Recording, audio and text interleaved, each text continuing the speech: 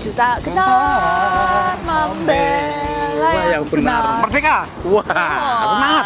Nah, Dulur, karena memang kami ini dalam rangka memperingati ya 17 Agustusan. Ya. Nah, yang Hari Kemerdekaan Indonesia yang ke-77. Dan memang warga Indonesia di sini atau komunitas Indonesia di sini juga memperingati nih kondisi dan sekitarnya seluruh Amerika bahkan ya. Ya, cukup sangat antusias ya, bukan cukup mah. Antusias sekali karena wis berapa tahun kemarin pandemi nggak ada peringatan semeriah. semeriah. Tahun, iya benar. Nah, sampai juga menghadiri upacara bendera kemarin di Wisma Indonesia. Tapi Dulur, nyapo sampai Cak Kuning sini. Aku Cak Supri. Kita lagi jalan-jalan di daerah Washington DC. Ini jenenge Embassy Row, Cak. Wah, barisan dari kedutaan-kedutaan besar yang ada di Amerika Serikat. Macam-macam. Jalan Massachusetts ini. Massachusetts Avenue. Ono berbagai macam negara dan salah satunya adalah Indonesia. Tapi nanti kita kesana ya. Ya, nanti kita melakukan sekitar kene nonton keadaan sekitar. Nah, ngomong-ngomong soal peringatan kemerdekaan Indonesia di Amerika Serikat kali ini, seperti tadi yang Cak Su bilang, mulai rame lagi ya, Cak. Mulai lagi. Jadi berbagai kegiatan sebulan menjelang puncaknya upacara itu sudah berbagai kegiatan olahraga. Terus kemudian ya festival-festival. Terus kemarin juga ada sampean sama aku untuk kebaya. Pingpong dan sebagainya juga. Yang khidmat juga ada ya, yaitu upacara. Nah, ini kita mau nonton liputan soal upacara di Amerika Serikat. Tonton, Dulur. Setelah 2 tahun tertutup bagi warga yang ingin ikut upacara, kali ini KBRI Washington DC membuka kesempatan bagi 120 warga yang ingin ikut upacara. Aku dikirimin linknya sama teman saya, terus jadi aku langsung klik daftar, tapi sold out-nya cepet banget. Sekitar 150 peserta upacara dari kalangan masyarakat, tamu undangan, dan staf KBRI hadir dalam upacara bendera untuk peringatan HUT ke-77 RI di kediaman Duta Besar Indonesia. Saya sangat senang dan sangat bangga melihat diaspora yang ada di Amerika Serikat ini karena mereka itu benar-benar selalu berkomunikasi dan bekerja sama. Banyak acara-acara yang mereka buat secara mandiri dan acara-acara itu sangat-sangat baik. Baik dalam segi pengenalan budaya, lagu, craft, dan culture di Indonesia. Dan kita pun dari KBRI tentunya selalu mensupport penuh semua acara-acara yang dilakukan diaspora dan ini tentunya membawa hal yang sangat positif untuk Indonesia dan untuk kita semua.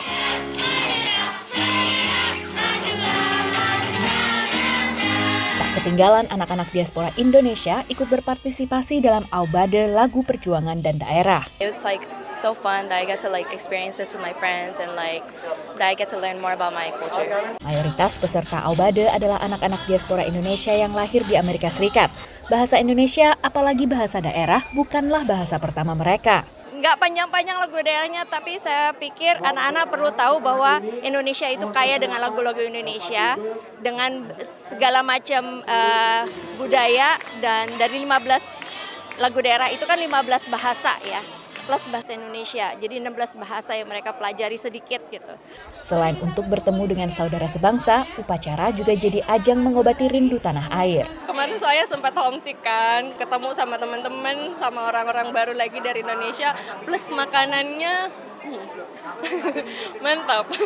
Sehari sebelumnya, pada 16 Agustus, Balai Kota San Francisco melakukan pengibaran bendera merah putih untuk yang ke-16 kalinya. Di mana di dalam resepsi tersebut, kita memberikan update mengenai hubungan bilateral ataupun hal-hal yang telah dilakukan KJRI San Francisco bersama seluruh masyarakat Indonesia di wilayah kerja. 17 Agustus juga diperingati sebagai Hari Persahabatan dan Sejarah Indonesia dan San Francisco.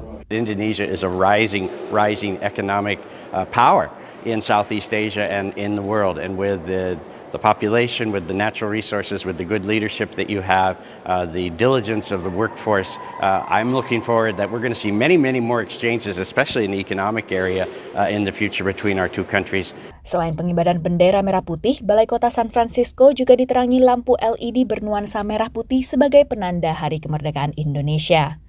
Demikian laporan Virginia Gunawan dan Rifan Dwi Astono, VOA. Pasukan Paskibra itu digembleng itu 2 bulan atau gimana saya lupa persisnya oleh Ahtan itu kayak orang Atas pertahanan di sini. Ya. Itu banyak yang lahir di sini loh, nih jangan salah yang remaja-remaja itu terutama di sini ya. Tapi nasionalisme dan rasa cinta tanah airnya itu masih kenceng ya. Iya, dan itu juga orang tuanya bangga. Sangat Lur. Tapi nah habis ini kita punya cerita-cerita lain soal diaspora Indonesia yang ada di Amerika Serikat, tapi sakwise Siji iki.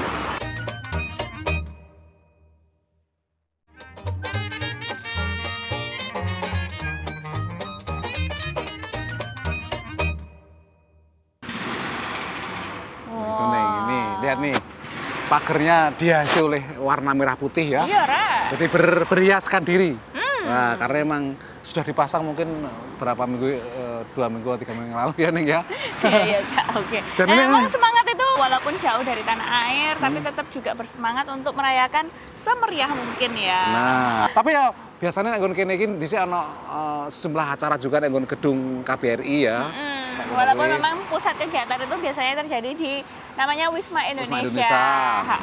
Nah, selain dari itu juga rasa cinta terhadap Indonesia itu kan ditunjukkan dengan cara yang bermacam-macam. Macam-macam. Ya. Bahkan generasi kedua sing lahir sini ning, itu juga meskipun lahir nek ini otomatis misalkan jadi warga negara Amerika mergo sistem kewarganegaraan ngono.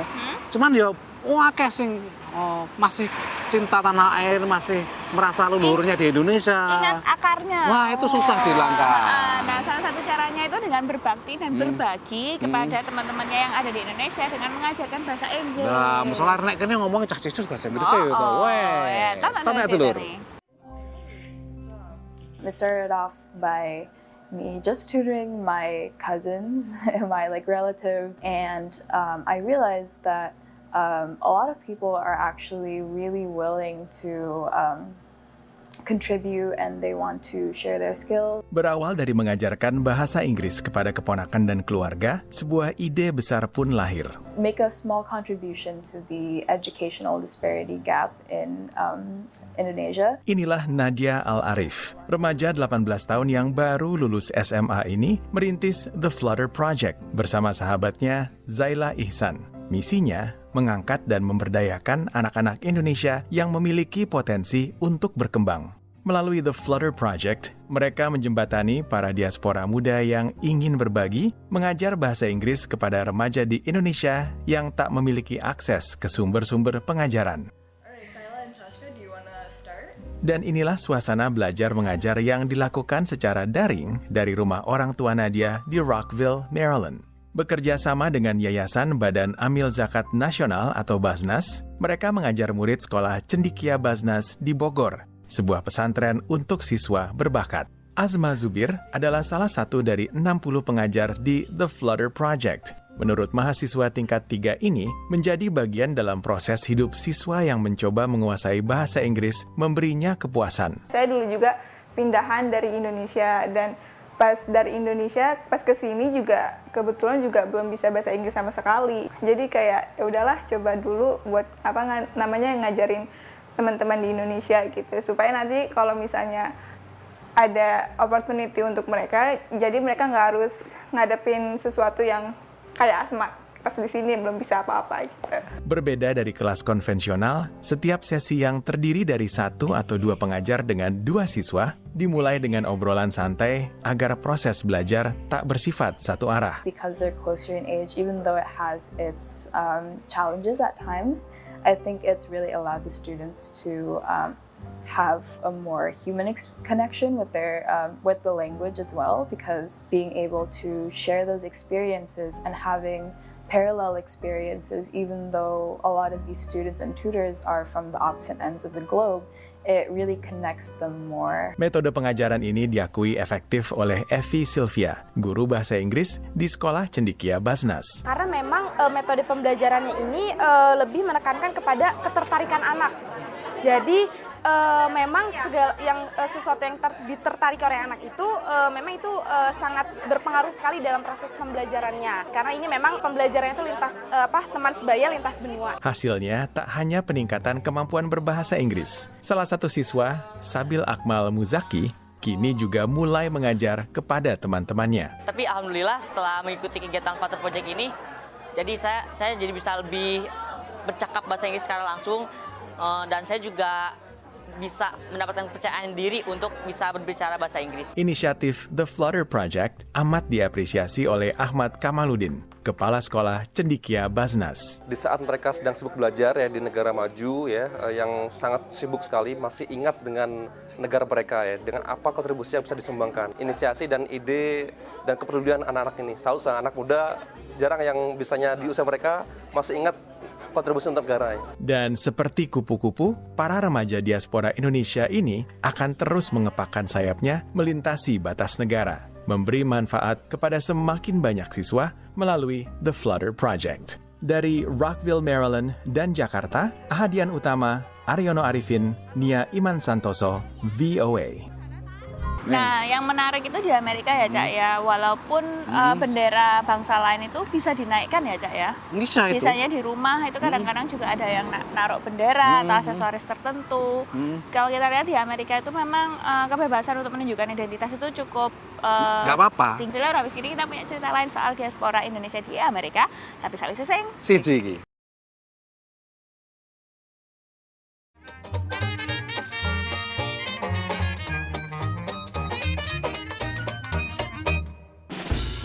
Nah, ini kan pintu masuk.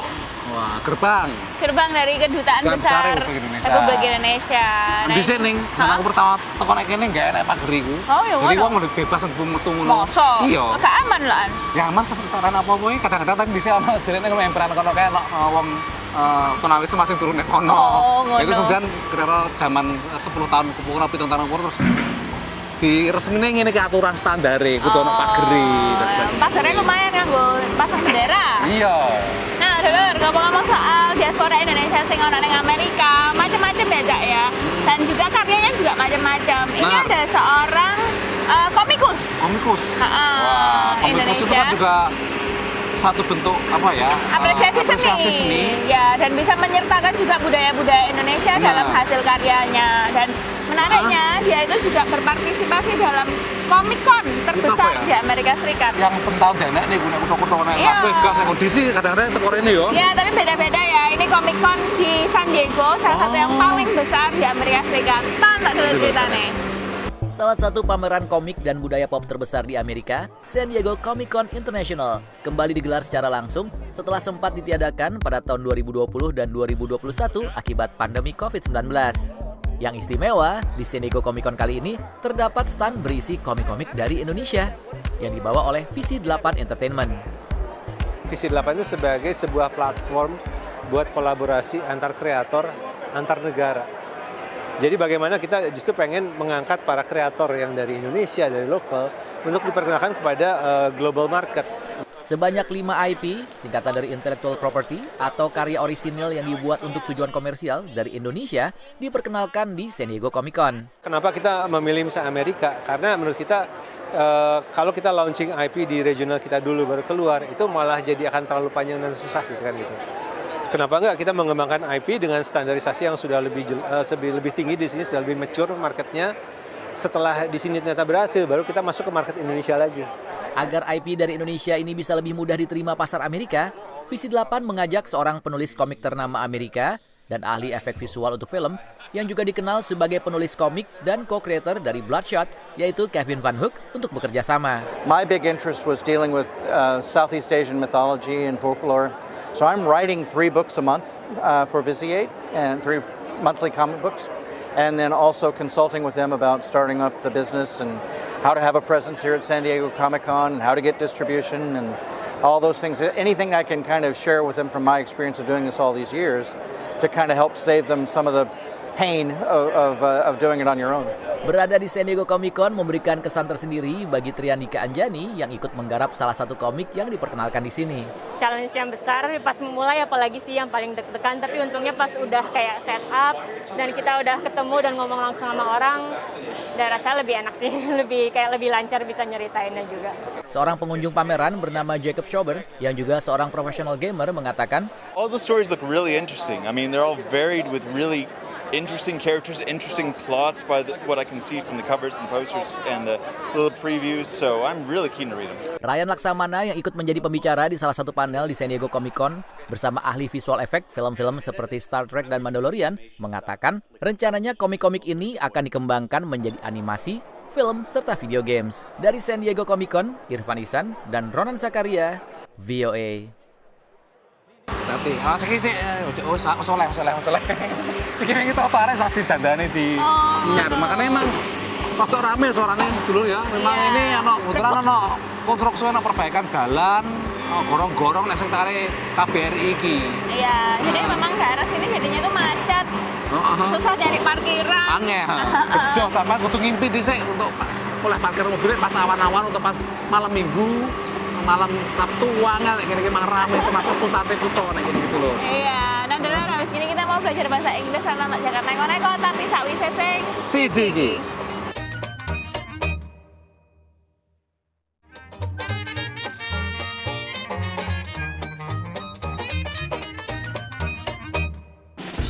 Tuh coklatnya. Apa? Akeh nyamuk ta? Iya. Hati-hati. Apa? Malah rindu. Nyamuk malaria, bukan malaria. Di Amerika Serikat emang malaria itu bukan endemik ya, makanya sampai malah rindu. Rindu. Nah ini ya akeh nyamuk tapi memang tidak jenis yang menularkan membawa malaria itu. Berdarah dan malaria.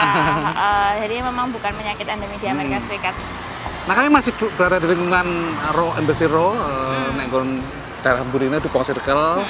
Indonesia kak yo nek kene kedutaane ono sanding Indonesia ono India ono Kolombia barang emang ngene macam-macam ya dan memang ini daerah yang cukup meriah lah misalnya pas summer itu biasanya ono sing jenenge open house kanggo apa jenenge kedutaan besar itu membuka diri dan memperkenalkan budaya dan ini nih panganan juga Indonesia termasuk sing akeh kadang-kadang muter kono ning pager iki penuh mengular open house kon mangan nek kono diwe panganan berarti panganan sithik tok ya enggak apa-apa cek untuk lumpia sithik senenge sakar-karuan sampean iki wah enak karo kawanmu wis Amerika kan gampang seneng ya nek panganan nah open house itu bahasa Indonesianya apa buka rumah enggak ngono ya enggak ngono daripada ngawur dulur mending belajar Inggris dalam English in a minute. Welcome to English in a Minute. A plate is a dish that you put your food on. Have a lot on your plate. Hey Anna, I'm having a party this weekend. You should come. I wish I could, but my weekend is really busy. I'm baking a wedding cake, writing my article, teaching 2 classes, and my parents are visiting. Wow, you have a lot on your plate. I do. To have a lot on your plate means that you are dealing with many responsibilities or problems at one time. Imagine a plate being so full that it cannot fit any more food on it. Someone who has a lot on their plate is very busy, maybe too busy. And that's English in a Minute. Saiki dulur. Gilirane Jagat Neko-neko.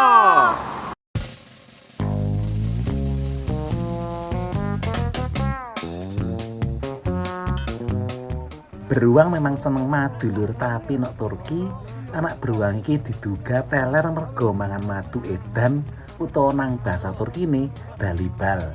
Madu iki dikenal duwe efek halusinasi, terutama lek kakean.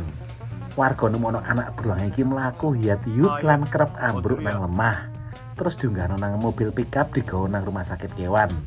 Kondisine saya apik lan arep diculno meneh nang alas lek wis bagas waras. Wis muga-muga rada dituman ae lur.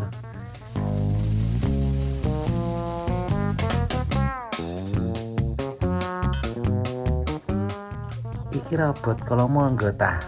Ya wis sampeyan iso nyebut ngono lur, tapi sakjane iki exoskeleton mekanik karyane Jonathan Tippett nang Kanada. Klambi besi sing iso digerakno ambek tangan lan sikil iki bobote 4.000 kilo lan kekuatane 200 jaran lan mecahno Guinness World Record. Klambi besi iki jarene iso digunakno nggo berbagai keperluan kaya penambangan, penyelamatan bencana alam lan liya-liyane. Ya iso nggo tanduran semangka nang sawah iki lur.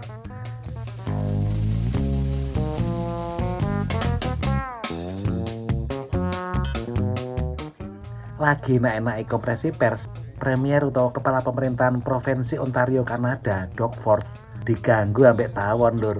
Dene wis berusaha ngusir tawon ambek ngibas-ngibasno tangane, tapi tawone malah saya ndadi lan mlebu cangkem. Timbangane kelelegen, Doug ndang ngombe banyu ben tawone mlebu weteng. Isih untung tawone ora ngentep lambe ya lur. Neng di museum neng, tidak salah. Jadi nek kene iki ya jenenge Embesiro tapi enggak mung melulu kantor-kantor kedutaan, tapi ya campur ono senine iki, ono kantor-kantor LSM yo akeh sekitar kene iki, lobis-lobis yo enek sebagian, masih pusatnya nggon kono Jalan K yo. Restoran ya enek. Nah, dulur, sudah 30 menit kami menemani sampean dalam episode ikut memperingati kemerdekaan Indonesia yang ke-77 ya dari kami dari tanah air dulu, jangan salah ya, meskipun tanah air jauh dari tanah air itu namanya semangat cinta tanah air tidak pernah luntur menggebu malah justru ya. Nah, misalnya sampean ada pertanyaan atau saran pengen tahu cerita apa tentang Amerika Serikat, langsung aja dikirim nang email warung@voanews.com atau nang Facebooknya kata kunci warung VOA. Toko Washington DC, aku Cak Supri, aku neng sini neng buri kamera Cak Rifa. Ini pamit dulu ya. Jangan pamit.